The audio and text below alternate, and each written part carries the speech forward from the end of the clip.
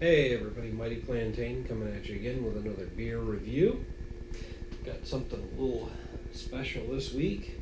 I know I probably say special or interesting or something else to pique your interest every week, but the fact of the matter is, it's because I need your attention. Hey, hit me up with a like and a share down below, and subscribe to my channel on YouTube. Get a notice every time I post a new video. This retention feeds me, makes me stronger, increases my sense of self-worth, makes me feel that life is worth living. There you go. Took the pity angle on that one, didn't I? Anyway, this week we are going to do something special. This is Innis Gunn, and we are going to do their Highland Ale. Now, these guys always have some really great beers. They're always aged over some kind of wood or in a barrel. The Highland Ale is a Scotch ale aged over oak chips that have been infused with a Highlands malt whiskey from Scotland. Yes, in America we call it Scotch. In Scotland, they just call it whiskey. Now, the Highlands malts aren't really my favorites. I actually prefer the Islay malts. I find a lot of the Highlands malts to be a little harsher than I like. Necessarily bitter, maybe more sour slash bitter. Whereas the Islay malts tend to be smoother. They have a little bit of saltiness in the more high quality ones like the Lefroy and Scava.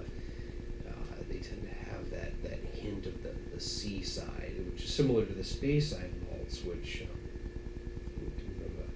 come from a similar type of peat. But anyway, that's beside the point. Let's get into this beer and see how it comes out. Now, I've always been a big fan of the Innis Gunn beers. I've always liked anything that's been aged over wood or in a barrel. Being a whiskey fan, that kind of tends to reason and tends to follow. So it's got a decent color. I mean, I can still kind of see through it. It's not dark, but it is darker than average. Got some effervescence to it. I'm seeing a lot of bubbles coming up. I put a crappy head on it. That still remains one of my chances for improvement is putting better head on beer. A lot of toastiness, a lot of woodiness coming through.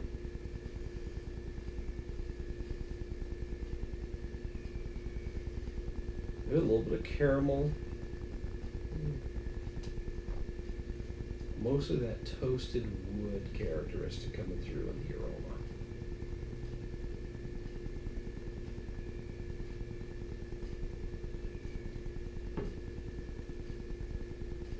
It's a very good beer.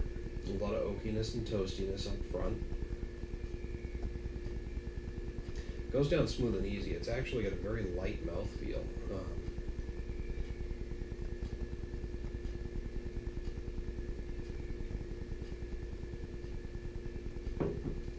It's got a light mouthfeel, but it settles heavier. Mostly getting that toastiness, that oakiness. The woody characteristic is really coming through more than anything else for me.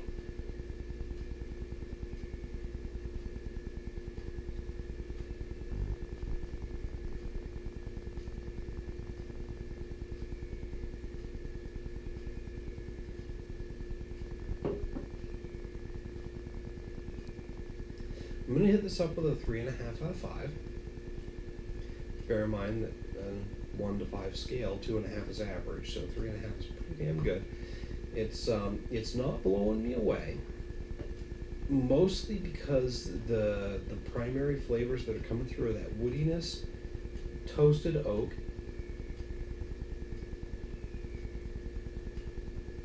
I'm not really getting any other subtle nuances from it. It's good, easy to drink.